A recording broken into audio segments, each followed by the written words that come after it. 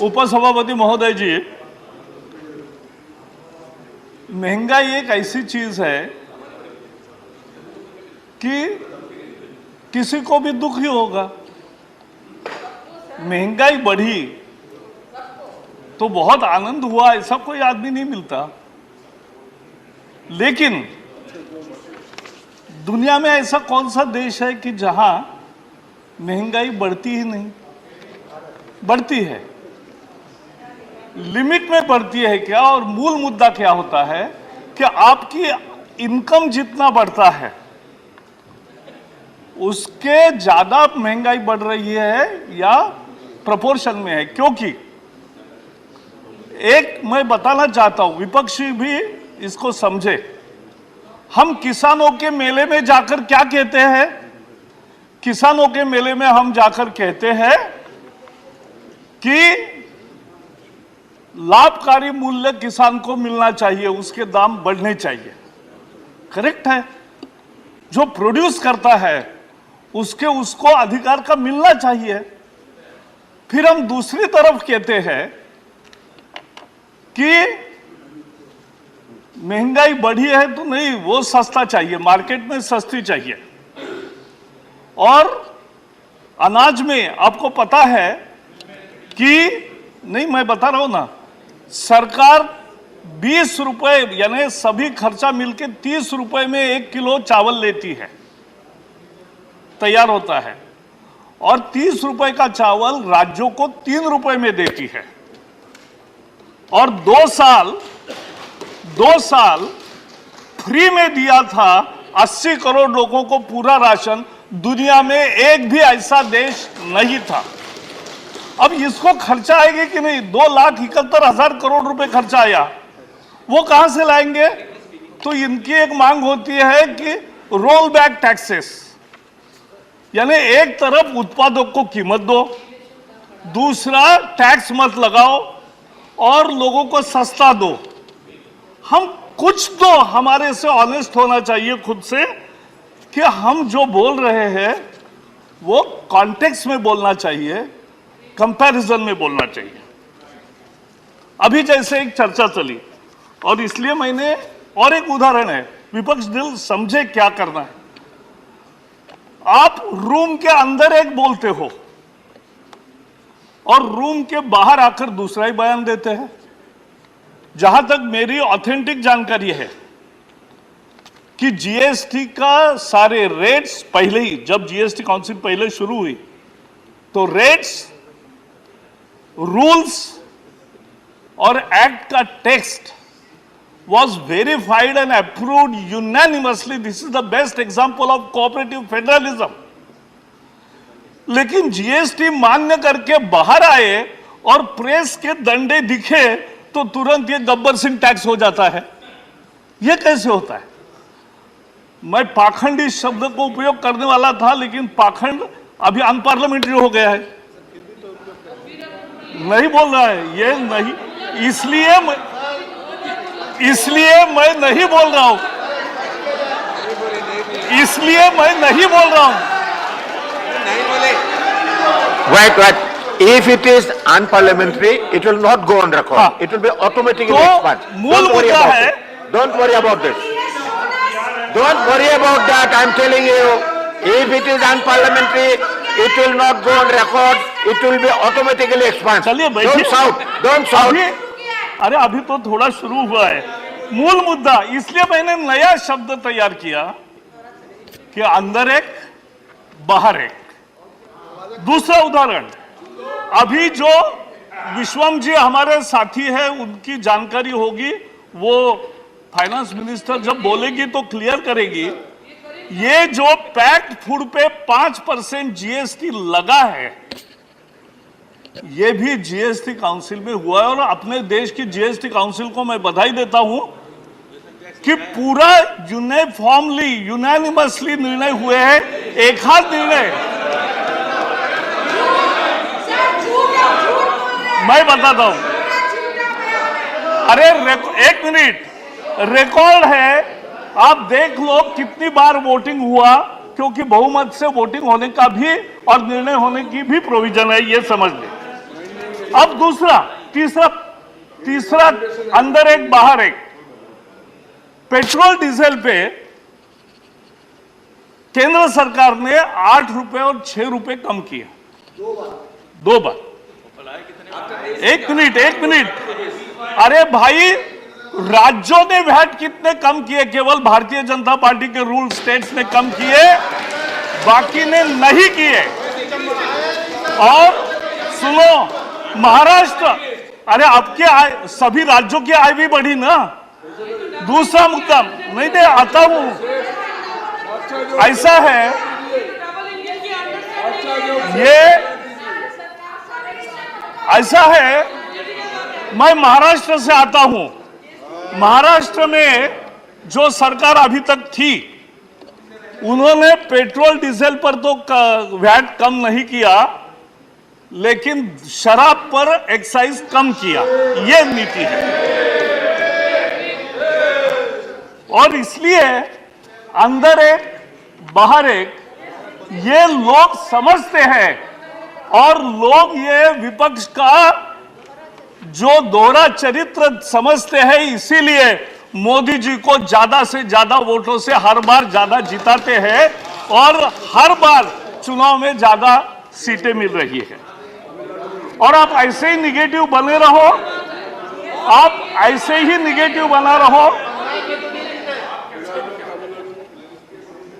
और आप, विश्वम जी ने, हमारे मित्र है विनय विश्वम, एलावरम करीम, तो हाँ, विनय विश्वम नहीं, एलावरम करीम। You don't have to reply to तो them. एलावरम करीम ने कहा कि 25% हुआ। उनको मैं बताना चाहता हूं कि महंगाई कितनी बढ़ी। अरे आप जिस सरकार को, यूपीए को पहले टर्म में सपोर्ट करते थे, उस समय, जैसे आज एक जवाब में वित्त मंत्री ने कहा कि 22 महीने डबल डिजिट में लगातार 9 साल ये फूड इन्फ्लेशन मोर देन 10%, 9 साल, 10 साल में से 9 साल। और उस समय इतने दाम बढ़े, तब तो कभी आप बोले नहीं। और उसका दूसरा एक मुद्दा है कि जब प्रधानमंत्री जी को महंगाई पर पूछा उस समय, तो उन्होंने फेमसली कहा था कि पैसे कोई पेड़ पर नहीं उगते। आपने जो 1,33,000 करोड़ के ऑयल बॉन्ड्स तैयार करके जो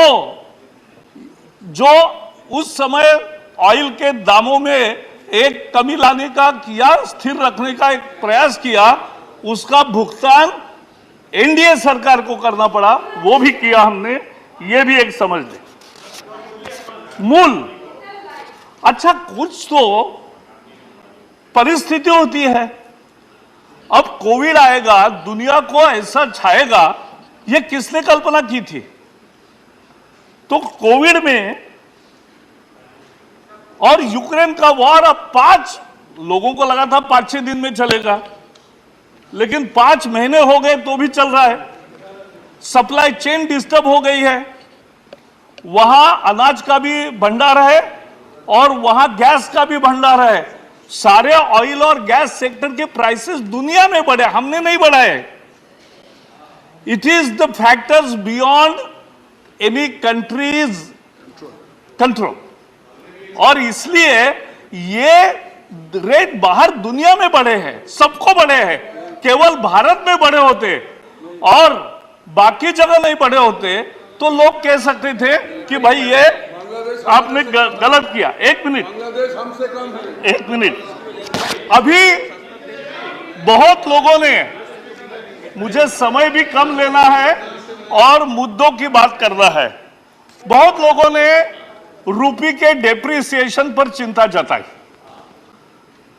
लेकिन मैं फैक्ट्स थोड़ा बताना चाहता हूं कि डॉलर, जैसे आज वित्त मंत्री ने उत्तर में भी एक कहा कि रुपये का appreciation with in comparison to other currencies भी हुआ है, ये भी हमें समझना भूलना नहीं चाहिए।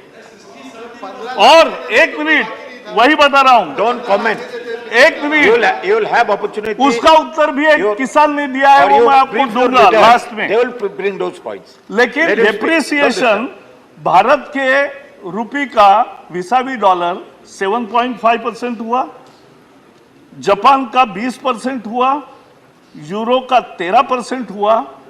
ये भी हमें समझना चाहिए, ये it is not just an India problem, it's a problem of the world economy and we are faring much better than other countries.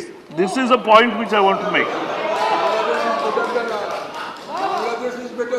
UPA के जमाने में 9 साल मैंने कहा डबल डिजिट इन्फ्लेशन रहा।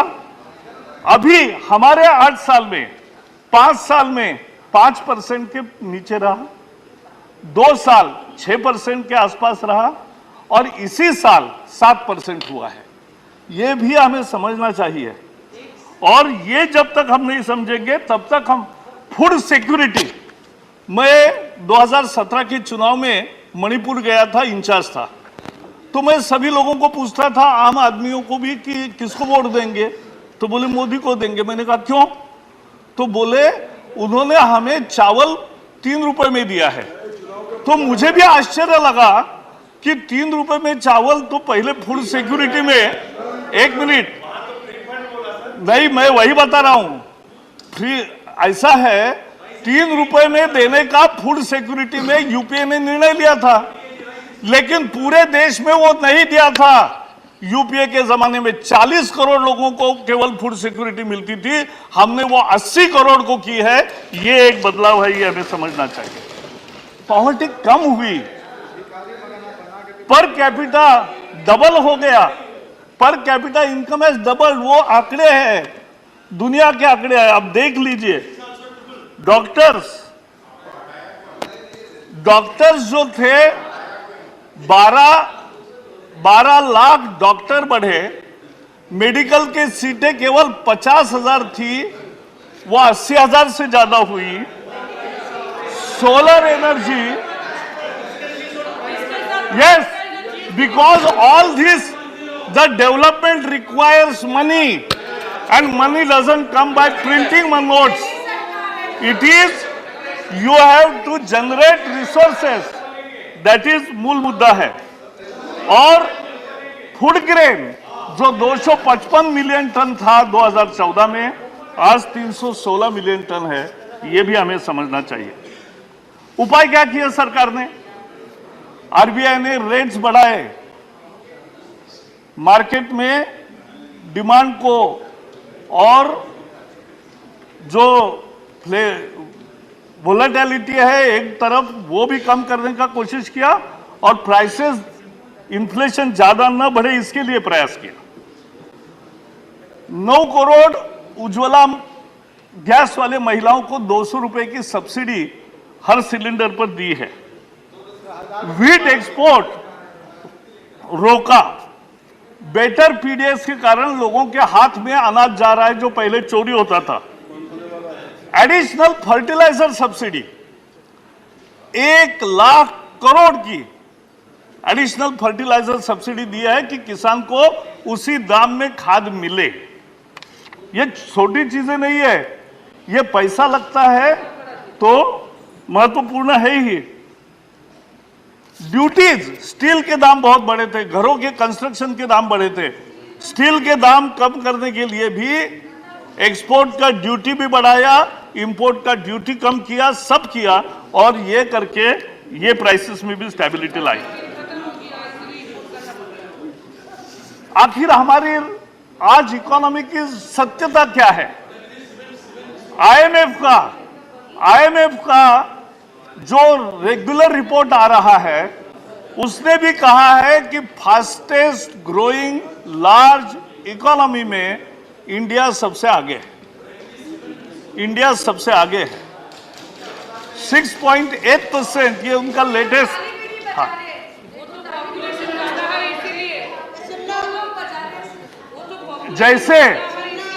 जैसे रेसेशन दुनिया में, अमेरिका में आज चर्चा हो रही है। अमेरिका के कोई भी समाचार पत्र खोलो, वहां रिसेशन की चर्चा है, स्टैगफ्लेशन की चर्चा है यूरोप में, लेकिन अपनी यहां नहीं है क्योंकि हम उस रास्ते पर नहीं गए हैं, बचाया है इकोनॉमी को। फॉरेक्स, जैसे आज वित्त मंत्री ने उत्तर में कहा, आधा तो जवाब उनका उसी उत्तर में हो गया है कि फॉरेक्स भी हमारा $500 बिलियन के आसपास है ही। फिर आईटी रिटर्न 6 करोड़ हुए, 14 में 2.5 करोड़ थे। आज अरे हाँ, बट 2.5 करोड़ थे 130 में, तो अभी 6 करोड़ हो गए, ये फर्क पड़ा है। स्पेक्ट्रम में जो आपने फर्स्ट कम फर्स्ट सर्व में पुराने रेट पर दिए थे, वो कैंसिल होने के बाद नीलामी होकर 1,80,000 करोड़ आए, और अभी जो 5G स्पेक्ट्रम हो रहा है वहां भी 1,45,000 करोड़ आ रहे हैं। तो ये भारत की सरकार की सोच का फल है और जिसका फायदा लोगों को मिल रहा है। रोबस्ट एक्सपोर्ट हमारे बढ़े हैं, और इसलिए मैं 2 ही चीजें अंत में कहूंगा कि हमें समझना चाहिए कि महंगाई और उत्पादक को मिलने वाला prices of assets, human assets are low in India. मैं ऐसा मानता हूं, काम करने वाले को अधिक पैसा मिलना चाहिए, और मोदी सरकार ने एक बढ़त लेकर 10,000 रुपए से कम वेतन नहीं किसी का होगा, ये तय किया, लेकिन ये और भी बढ़ाने की जरूरत होती है। तो ये बढ़ाना है तो आपको रिसोर्सेज जनरेट करने हैं। रिसोर्सेज का सरकार के पास एक ही रास्ता होता है, टैक्सेशन। वो रीजनेबल हो, वो अन्यायकारी न हो, गरीब को कम, अमीर को ज्यादा, ये भी हमें सोचना चाहिए। और पॉवर्टी का भी मैं एक उदाहरण देता हूं कि एक जगह मैं रिपोर्ट पढ़ रहा था कि भारत में विषमता बहुत बढ़ गई है। तो सिंपल चीज है, 47 के और आज के आंकड़े हमने देखे, 47 में अगर ऐसी विषमता थी, ये लोअर एंड और ये हायर एंड, अभी ये भी इधर आए हैं और ये इतना हुआ है, ये फर्क हुआ है, यानी गरीब का स्तर ऊपर आया है। गरीब का स्तर ऊपर आया है। गरीब के जीवन में फर्क आया है, और यही उद्देश्य है। और इसलिए नहीं, बैठिए ना, मेरा समाप्त हो रहा है, बैठिए। आई एम नॉट यील्डिंग, बैठिए। तो इसलिए महंगाई के संकट का सामना करने के लिए मोदी सरकार ने लगातार काम किया है और वह करती रहेगी।